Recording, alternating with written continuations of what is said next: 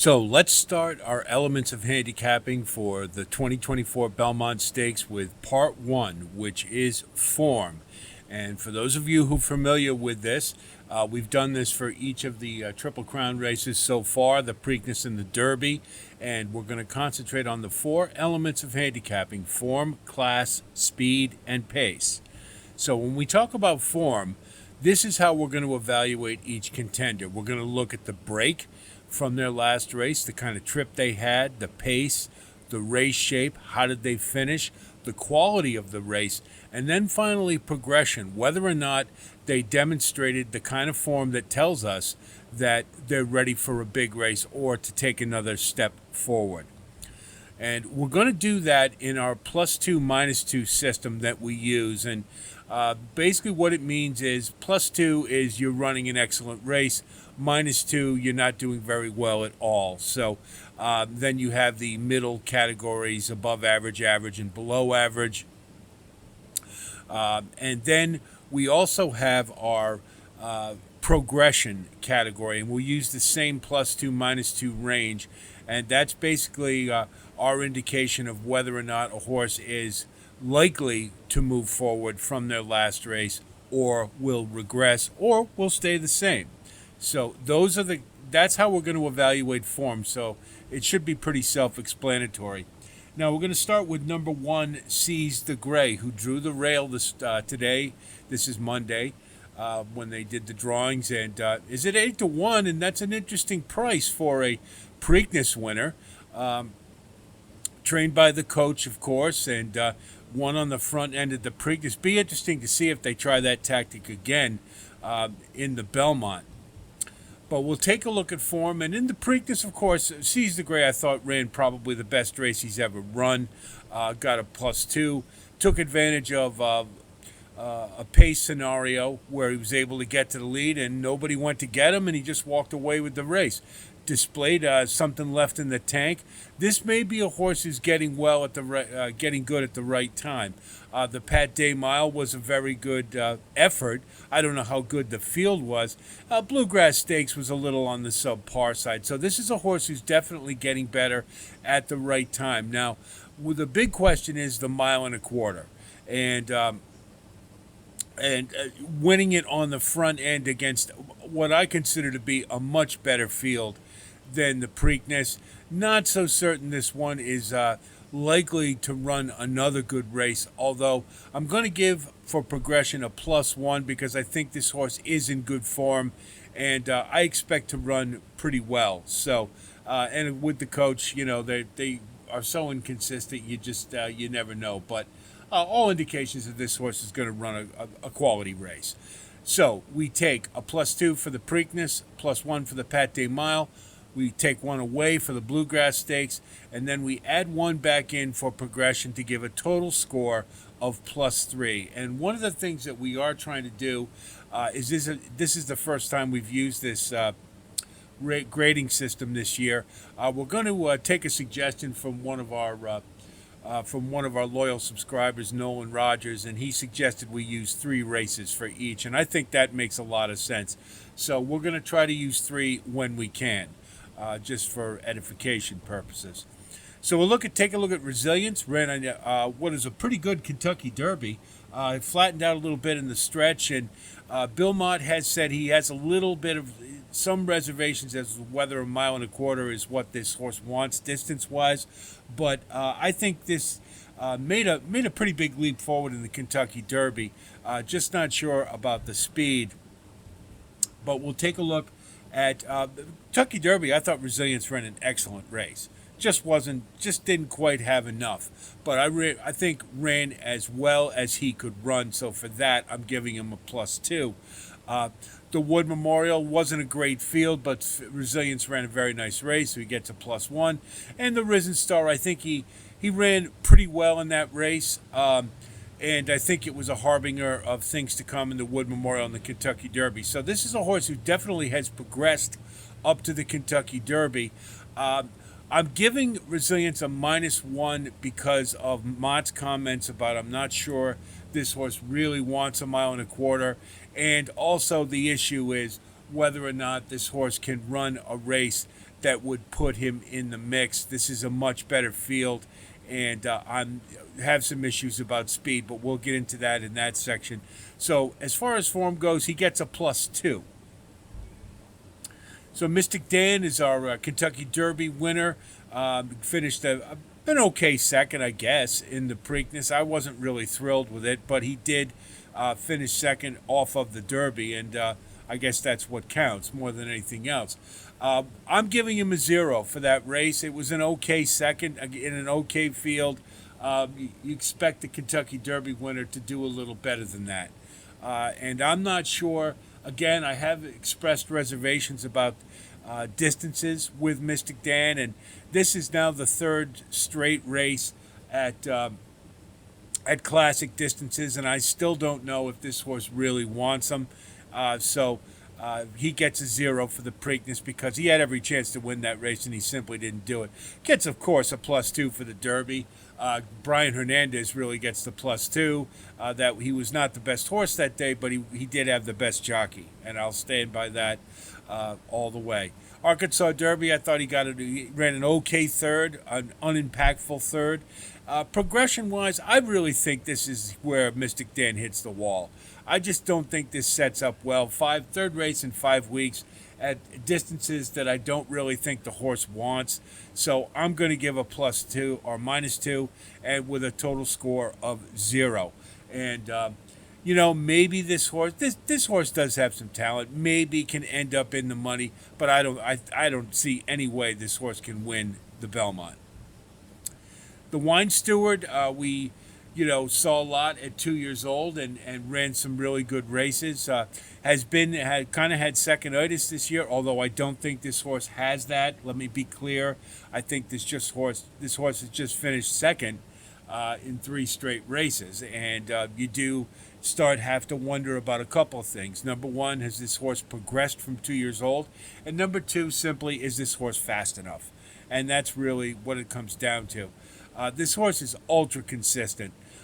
For the 2 races at 3, I'm giving a +1 for the Peter Pan, and I'm giving a +1 for the Lexington. This horse consistently fires every single time. The problem is, there's always seemed to be somebody a little better, and I think that's probably going to be the case in the Belmont. But I think this horse will fire his race. I think he is going to get the 1.25 miles, and for that, I'm giving him a +1 because that's what he does. So he gets a total score of +3. Antiquarian is a new shooter to the classics, and I really like this horse as Peter Pan. I think this horse has been progressing very nicely. Gets a +2 for the Peter Pan. Louisiana Derby gets a -1, mainly because he broke through the gate. And that's really the only reason. But I thought, aside from that, he didn't run that bad a race. Kind of flattened out in the stretch. Was probably impeded a lot by that poor break. And then he gets a +1 for winning his maiden. A little bit, it was an above-average effort for a horse who's been getting steadily better. And he did win on the front end, which is around 2 turns, which is always a pretty impressive way to win. So, +2, -1, +1, +2, gets a total score of +4. I think Antiquarian's coming into the Belmont in really good shape, and I expect a move forward. This horse is definitely progressing. It's one to watch at 12-1. Now we come to Dornoch, and what do you say about this horse? I think that again, I harp on it all the time with this picture, but I think that says it all. He's staring at the camera when he ought to be focused on the finish line. Get him at 15-1 if you like him, but there isn't much to like in the form department. The Kentucky Derby, I didn't think he ran a good race at all. They were trying to get him forwardly placed, and they didn't, and he just didn't run a good race. The Bluegrass Stakes, they tried to rate him. It didn't work. He gets a -2 for that. The Fountain of Youth, yes, he won the race, but he beat absolutely nothing, and he was a little taxed to do so. So he gets a -1. Progression-wise, I'm not going to give him completely a -2. Maybe with a little time off, he can take a little bit of a step forward, but he hasn't proven to me that he displays the kind of qualities to say that he is going to win this race. And I think with a -6 for form. He's been a disappointment, in my opinion, all year, and I just don't like him in this race whatsoever. So now we come to protective. Another new shooters is a maiden, and we have to qualify things with that. Has run in a couple of stakes races and done pretty well, but he hasn't won yet. So that is a knock against him. Now I like this Peter Pan. And if you compare it to his Wood Memorial and the maiden before that, this is a horse who is progressing and getting better. The question will be, is his top end going to be good enough? And I think probably not, based on some of the works this one's been displaying leading up to the Belmont. I think he's going to run fine. I just don't think it's going to be good enough. At 20-1, he looks pretty good to me for the bottom of the gimmicks, but that's the extent of it. I'm going to give him a 1 instead of a +2 for progression, because even if he moves forward, I don't think it will be enough to factor in this race. So he gets a +1. You add it all together, he gets a +2. So we come to Anna Marie, who I was really high on this horse coming into the Kentucky Derby. They just had a really nice progression. The Risen Star to the Louisiana Derby, running just behind Catching Freedom. I thought this horse was displaying the same type of progression that he had it to. In the Derby, had some trouble, but I didn't think he ran bad. I mean, he still ran 8th, and so he gets a +1 for overcoming some trouble to not just completely pack in the towel. Obviously, the Louisiana Derby, I thought he ran much better, and of course, the Risen Star, breaking poorly. He did finish well, but we have to give him a -1 because he did break poorly out of the gate. So, progression-wise, I'm not as high on Anna Marie after the Derby as I was before. Mainly when you consider Catching Freedom in 2 straight races hasn't been able to get over the top, and Anna Marie was right behind Catching Freedom. So I think Anna Marie can certainly get into the gimmicks, being a late runner, and I think maybe can take a step forward. I'm just not sure how much of one. So we add it all together, you get a +3. So now we come to Sierra Leone. Everybody's picking this race, the likely favorite. Morning line at 9-5, and that's really not much of a surprise. This horse hasn't done anything wrong. Nothing. The only thing we can say is, of course, the well-documented paddling running style that we took a look at in the race replay. This horse is his own worst enemy. That's the bottom line. Now, they're trying to cage bit with him. Chad Brown is, and perhaps that will help him to straighten him out a bit. But it's always something that you have to have in the back of your mind, is that this horse just likes to lug into the left, and it does create problems. So maybe with the rider switch to Flavian Pratt, maybe he'll try an inside route or something different. But the bottom line is this horse is meant for these type of distances. I thought he ran an excellent Derby despite the paddling action to get a good second. He probably cost himself the win. I think he had a very good chance if he had run straight to win the race outright. But so you add it all together. This horse is clearly he's probably the one best suited for this race. The late running style was a bit of a concern to me because Belmont horses who run late tend to have trouble in the race. So it's something to think about. But you add it all up, and he's at the top with a +7.